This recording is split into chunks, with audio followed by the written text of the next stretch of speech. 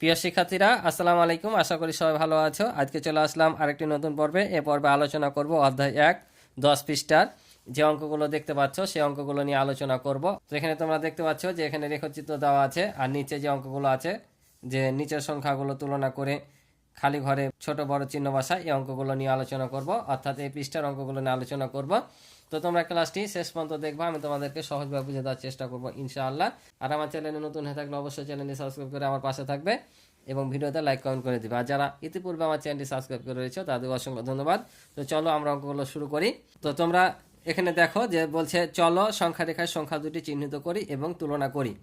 তুলনা করা মানে কি বলেছিলাম আমি, যে পার্থক্য করা, অর্থাৎ দুইটি সংখ্যার মধ্যে কোনটি বড় কোনটা ছোট আমাদের সেটা বের করতে হবে। তো সংখ্যা রেখায় দেখতে পাচ্ছ যে এখানে 0 থেকে শুরু করে এক একটা দাগ দেওয়া আছে এবং 10 ঘর পর পর একটা দাগের মান দেওয়া আছে 1 লাখ করে, আবার 10 ঘর পর 2 লাখ, আবার 10 ঘর পর 3 4 এভাবে দেওয়া আছে। এখন মধ্যখানে দুইটা দেখতে পাচ্ছ যে গ্যাপ দেওয়া আছে, অর্থাৎ ফাঁকা ঘর দেওয়া আছে। এই ফাঁকা ঘরে আমাদের কি বসবে সেটা বসাতে হবে।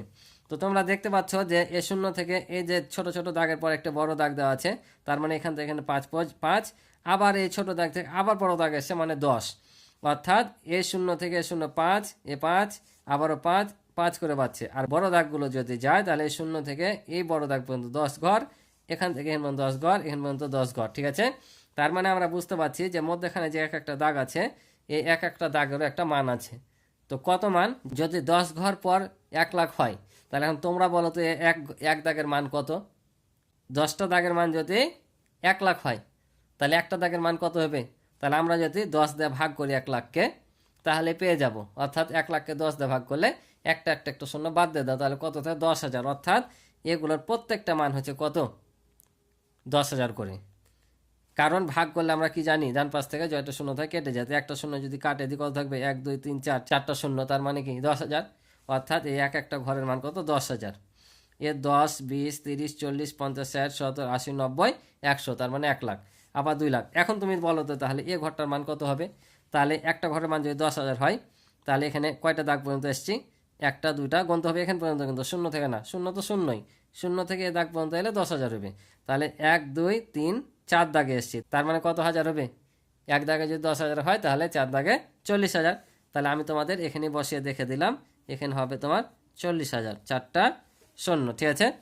তাহলে 40 50 60 70 80 90 1 লাখ। আবার এখানে দেখো ফাঁকা ঘর দেওয়া আছে। তাহলে এবার দেখো তো এ 3 লাখ থেকে 4 লাখের মধ্যে ফাঁকা আছে।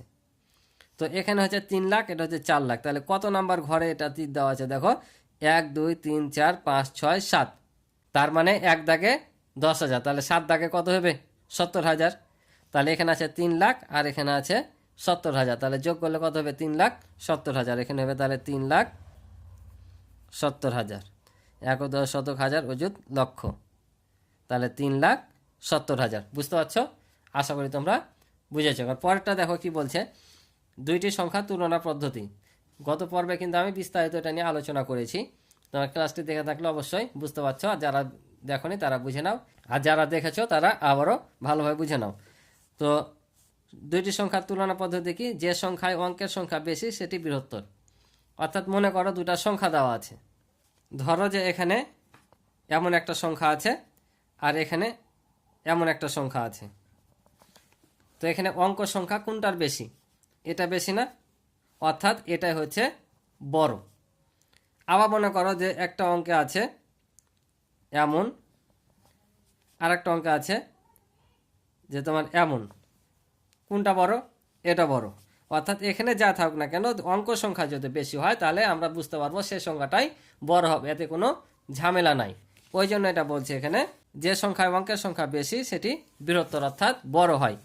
2 নম্বরের মধ্যে অঙ্কের সংখ্যা যখন সমান থাকে, তখন যখন সমান থাকে, অর্থাৎ মনে করো যে এমন আছে, এমন আছে, আবার এমন আছে, তখন কি হবে? তাই বলছে অঙ্কের সংখ্যা যখন সমান থাকে তখন যে সংখ্যায় বৃহত্তর স্থানের অঙ্কটি বড় সেই সংখ্যাটি বড় হবে। অর্থাৎ যে সংখ্যায় বৃহত্তর স্থান, তো বৃহত্তর স্থান কোনটি? এই যে এটা, এখন এই 4টা সংখ্যার মধ্যে একক দশ শতক হাজার, মানে এটা হচ্ছে বৃহত্তর স্থান, তাহলে এটা যার বড় হবে সে সংখ্যাটাই বড় হবে, ঠিক আছে। কিন্তু যদি সমান হয়, সেটাও এখানে আছে। যদি বৃহত্তর স্থানের অঙ্ক সমান হয় তবে পরবর্তী স্থানের অঙ্ক দুইটি তুলনা করতে হবে যতক্ষণ পর্যন্ত না সংখ্যা দুটির মধ্যে একটি বড় অঙ্ক পাওয়া যায়। অর্থাৎ এই দুটা সংখ্যার মধ্যে যদি এই বড় স্থানের অঙ্কটা সমান হয়, তারপরে ক্রমান্বয়ে তার ছোট স্থানের অঙ্কগুলো আমাদের কি করতে হবে, দেখতে হবে যে কোনটি চাইতে কোনটি বড়। যতক্ষণ পর্যন্ত না বৃহত্তর হবে ততক্ষণ পর্যন্ত আমাদের এদিকে আসতেই থাকতে হবে, ঠিক আছে। আর যখন চলে আসবে কম বেশি তখন সেটা বড়। যেমন দেখো, এটার আর এটার বড় স্থানের অঙ্কটি কি সমান, তারপরে আমাদের তার আগের অঙ্কটা দেখতে হবে, অর্থাৎ তার ছোটটা, অর্থাৎ শতকের ঘরে। তাহলে শতকের ঘরে দেখো এখানে আছে 3, এখানে আছে 4, তাহলে 3 বড় না 4 বড়? 4 বড়। তাহলে আমরা কম বেশি পেয়ে গেছি। তাহলে যে স্থানের অঙ্কটা বড় হবে সে সংখ্যাটা কি হবে, বড় হবে, অর্থাৎ এটাই হবে তোমার বড় সংখ্যা, ঠিক আছে। আর এটা হবে ছোট সংখ্যা, বুঝতে পারছ? সেটাই এখানে বলেছে। তারপর বলছে যদি সংখ্যা দুটির সবগুলো অঙ্ক অবস্থান অনুযায়ী সমান হয় তবে সংখ্যা দুটি সমান হবে। অর্থাৎ এখন বলছে সবগুলি যদি সমান হয়, অর্থাৎ মনে করো কোনো সংখ্যার এমন আছে এমন আছে, তাহলে দেখো এখানে সবগুলো অঙ্কই কি সমান। সমান যখন হবে তখন জানতে হবে অঙ্ক দুইটাও কি সমান হবে, ঠিক আছে। এই অঙ্ক দুটা সমান হবে। তাহলে বুঝতে পারছ, প্রথমে আমাদের দেখতে হবে কি, যে অঙ্ক সংখ্যা যদি বেশি হয়, যার বেশি সেই বড়। তারপর বড় স্থানের অঙ্ক দেখতে হবে, যার বড় সেই বড়। যদি বড় না হয় পর্যায়ক্রমে আমাদের দেখতে হবে নিচে এসে যতক্ষণ পর্যন্ত পার্থক্য না আসে, যে সংখ্যাটার অঙ্ক বড় হবে সেটাই বড়। আর এখানে যদি দুটাই সমান হয়ে যায় তাহলে অঙ্ক দুটা সমান হবে, ঠিক আছে। এখন এখানে বলেছে দেখো যে আমাদের এভাবে অঙ্কগুলো করতে হবে, নিচের সংখ্যাগুলো তুলনা করে খালি ঘরে ছোট বা বড় চিহ্ন বসা। এটাকে বলে ছোট চিহ্ন, এটাকে বলে বড় চিহ্ন। অর্থাৎ যেদিকে এটা থাকবে সেটা ছোট, আর এদিকে মুখ যার থাকবে সেটা বড়, ঠিক আছে। এই মুখটা যেদিকে থাকবে সেটা হচ্ছে বড়, আর এদিকে মুখটা, আর এদিকে যদি কোণাটা থাকে তাহলে সেটা হবে ছোট সংখ্যা। তাহলে এগুলো আমাদের তুলনা করে বের করতে হবে। এখানে যেহেতু তুলনা করে খালি ঘরে চিহ্ন বসাতে বলেছে এবং পূর্বের পৃষ্ঠা উদাহরণ দিয়েও দিয়েছে, তাই আমাদের সরাসরি বড় ছোট চিহ্ন এখানে বসালে হবে না। আমাদের তুলনা করে কথা কিছু লিখে আমাদের সেটা লিখতে হবে। অর্থাৎ কিভাবে তুলনা করলাম এগুলো যে দেখলাম, এভাবে আমাদের বেশি না 2টা লাইন লিখে আমাদের অঙ্কটা করতে হবে। দেখলে তোমরা বুঝতে পারবা। কারণ যদি শুধু বলতো যে ফাঁকা ঘরে ছোট বড় চিহ্ন বসে, তাহলে আমরা ডাইরেক্ট বসে দিতাম মনে মনে তুলনা করে। কিন্তু যেহেতু তুলনা করি বলেছে সেহেতু আমাদের দেখাতে হবে। তো চলো করে দিই, তাহলে বুঝতে পারবা। তাহলে দেখো 3 নম্বরের প্রথম অঙ্কটা, যে এখানে আমরা তাহলে প্রথমে দেখব যে অঙ্কগুলো সমান আছে কিনা বা কম বেশি আছে কিনা। যদি কম বেশি থাকে তাহলে আমাদের সহজ, বের হয়ে গেল, যেটা বেশি থাকবে সেটাই বড়। আর যদি না থাকে তখন আমাদের বড় স্থান থেকে তুলনা করতে হবে, ঠিক আছে। তো আমরা এখানে দেখছি 1 2 3 4 5 6, 6টা অঙ্ক আছে। আর এখানে 1 2 3 4 5টা অঙ্ক আছে। তার মানে আমরা বুঝতে পারছি যে 5টা অঙ্কের চাইতে 6টা অঙ্ক বেশি হবে। ধরো যে এখানে 9 আছে, আর একটা সংখ্যা এখানে 10 আছে, তাহলে এখানে দেখো এখানে একটা অঙ্ক, এখানে 2টা অঙ্ক, তাতে এটা 9 হোক কিন্তু এটা 2টা অঙ্ক মিলে 10 হয়েছে, তার মানে এটাই বড়। তাহলে আমরা দেখতে পাচ্ছি এখানে 6টা অঙ্ক, এখানে আছে কয়টা অঙ্ক, 5টা, তার মানে এটাই বড়। তাহলে আমরা লিখবো এখানে একটু কথা লিখে দেবো শুধু জাস্ট, যে যেহেতু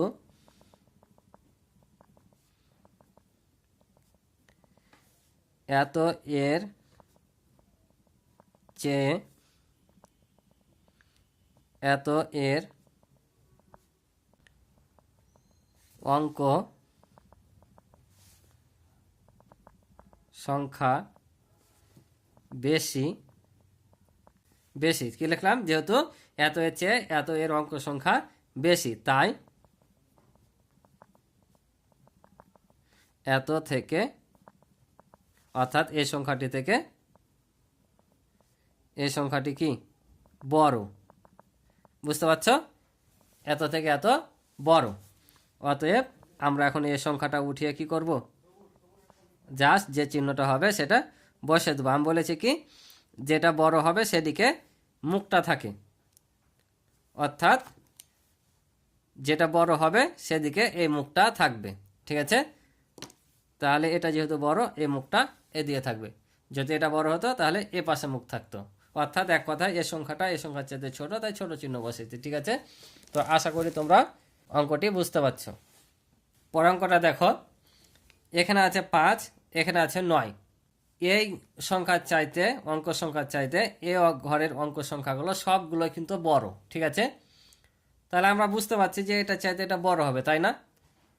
কিন্তু আমরা দেখে বলে দিলে হবে না, আমাদের আগে অঙ্কগুলো গণনা করতে হবে। অর্থাৎ এই সংখ্যাতে কতগুলো অঙ্ক আছে, এই সংখ্যাতে কতগুলো অঙ্ক আছে, এটা আমাদের কি করতে হবে, আগে গণনা করতে হবে। কারণ সংখ্যা বড় দেখলে তোমরা বড় ছোট এটা বিবেচনা করে নিবা না, তোমরা আগে সংখ্যাটির অঙ্কগুলো গণনা করবা যে কয়টা আছে।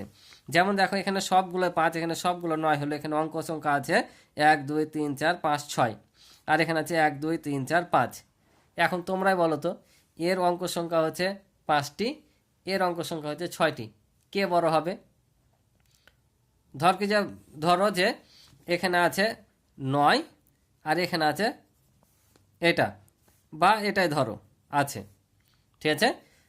তাহলে আমি এখান থেকে 4টা 9 বাদ দিয়ে দিলাম, এখান থেকে 4টা 5 বাদ দিয়ে দিলাম। তাহলে এখন বলো তো কোনটা বড় আর কোনটা ছোট? অবশ্যই যেটার অঙ্ক সংখ্যা বেশি হবে সেটাই বড় হবে, অর্থাৎ এটাই হবে কি, বড়। তাই অঙ্ক সংখ্যা আগে গণনা করে দেখবা কার বেশি, ঠিক আছে। তাই এর সবগুলো 9 থাকার চাইতো এই সংখ্যার চাইতে কি ছোট, অর্থাৎ এটা বড়, কারণ এর অঙ্ক সংখ্যা বেশি। তাহলে আবারও সেমভাবে এই কথাটা আমরা লিখে দেব, ঠিক আছে।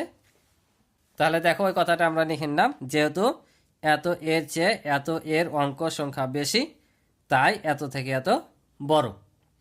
তাহলে আমরা কোন চিহ্নটা দেব?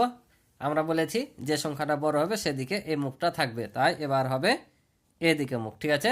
অর্থাৎ এই সংখ্যাটা এটা চাইতে বড়, তাই বড় চিহ্ন হয়েছে, ঠিক আছে। এটাকে বলে ছোট চিহ্ন, এটাকে বলে বড় চিহ্ন। প্রথম সংখ্যাটা দিয়ে তুলনা করতে হয়, অর্থাৎ এটার থেকে এটা ছোট তাই ছোট চিহ্ন, আর এটার থেকে এটা বড় তাই বড় চিহ্ন হয়েছে, ঠিক আছে। অথবা সিম্পল ব্যাপার, যেটা বড় হবে সেদিকে মুখটা রাখবা।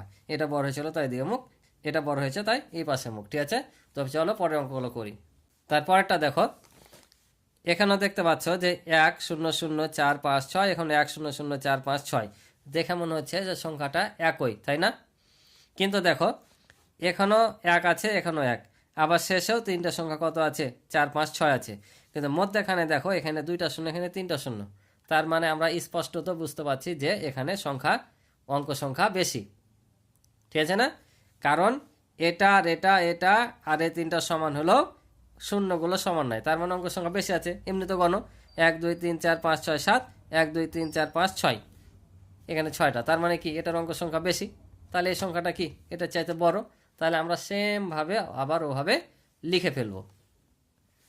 তাহলে দেখো আমরা সেম কথাটা লিখে নিলাম, যেহেতু এত এর চেয়ে এত এর অঙ্ক সংখ্যা বেশি, তাই এত থেকে এত বড়। তাহলে আমাদের কোন চিহ্ন বসবে? যেটা বড় সে দিয়ে মুখটা হয়, অর্থাৎ এই যে চিহ্নটা বসবে। আশা করি বুঝতে পারছো। তো চলো আর একটা অঙ্ক আছে দেখি। তো এখানেও দেখো মনে হচ্ছে যে এটা প্রথমে 1 দিয়ে শুরু হয়েছে, এটা 9 দিয়ে, তার মানে এটা বড় হবে। কিন্তু না, অঙ্ক গুণে দেখো একক দশ শতক হাজার অযুত লক্ষ নিযুত পর্যন্ত আছে, আর এখানে একক দশ শতক হাজার অযুত লক্ষ নিযুত কোটি পর্যন্ত আছে। তো কোনটা বড়, নিযুত বড় না কোটি? কোটি বড়। আর এমনিতে দেখো 1 2 3 4 5 6 7, 1 2 3 4 5 6 7 8, এখানে আছে 8টা, এখানে 7টা, এখানে 8টা, তাহলে অবশ্যই এটা বড়। তাহলে আমরা এভাবে সেমভাবে এই কথাটা কি এখানে লিখে নেব জাস্ট। তাহলে দেখো আমরা সেম কথাটা লিখে নিলাম, যে যেহেতু এত এর চেয়ে এত এর অঙ্ক সংখ্যা বেশি, তাই এত থেকে এত বড়, ঠিক আছে। তাহলে অতএব এখানে কোন চিহ্ন বসবে বলেছি, যেটা বড় সে দিয়ে মুখ থাকবে, অর্থাৎ এটা বড়, এ পাশে মুখ থাকবে, অর্থাৎ বড় চিহ্ন বসবে, ঠিক আছে। তো আশা করি তোমরা অঙ্কগুলো বুঝেছো। তো আজকে এ পর্যন্ত ছিল অঙ্ক। তো ক্লাসটি ভালো লেগে থাকলে অবশ্যই চ্যানেলটি সাবস্ক্রাইব করে আমার পাশে রইবে, এবং ভিডিও ভালো লাগলে একটি লাইক কমেন্ট করে তোমাদের মতামতগুলো জানাবে, এবং কোনো সমস্যা থাকলে তোমাদের কমেন্টের মাধ্যমে জানাতে পারো। তো আজকে এ পর্যন্ত, ভালো থাকো, সুস্থ থাকো, আল্লাহ হাফেজ।